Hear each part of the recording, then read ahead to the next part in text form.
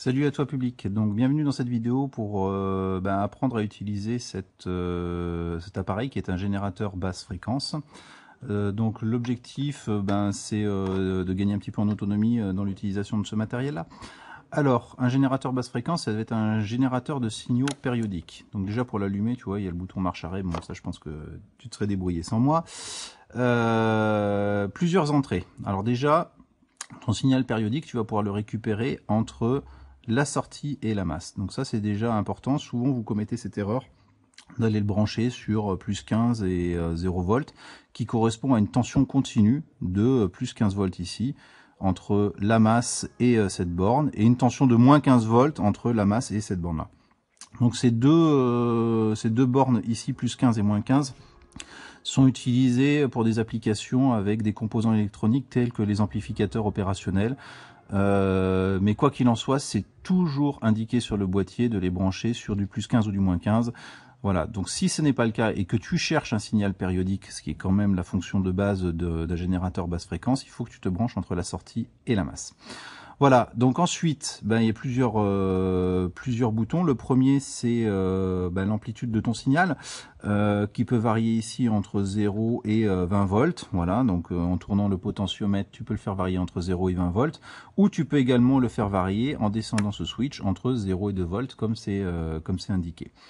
Ensuite, tu peux avoir plusieurs types de signaux. Là, avec ce switch dirigé vers le haut, tu vas avoir un signal sinusoïdal. Si tu diriges ce switch vers le haut, tu vas avoir un signal rectangulaire, voilà, carré, un signal carré. Si tu descends ce switch vers le bas, tu vas avoir un signal triangle. Ensuite, ce que tu peux faire, c'est modifier la fréquence. Donc modifier la fréquence, la gamme de fréquences.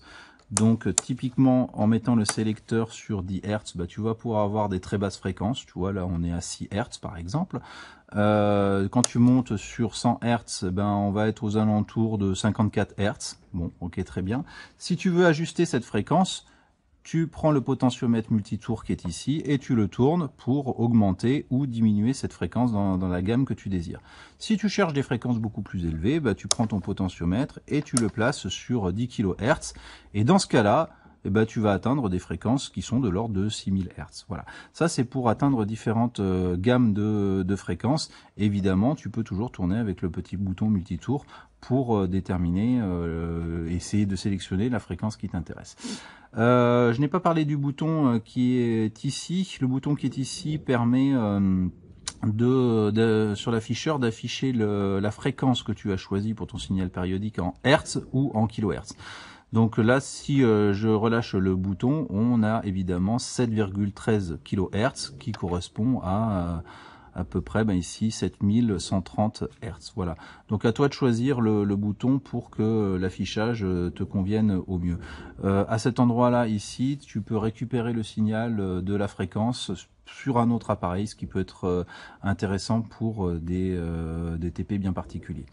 Le dernier petit point que je souhaite aborder, c'est l'offset. Donc l'offset, c'est une tension continue qui va te permettre de décaler ta tension périodique par rapport à l'axe des abscisses en positif ou en négatif. C'est-à-dire que cette tension périodique n'est pas forcément centrée sur l'axe des abscisses, elle peut être au-dessus ou en dessous, et ce réglage d'offset te permet de rajouter une tension continue à ton signal périodique ou d'enlever une tension continue à ce signal périodique.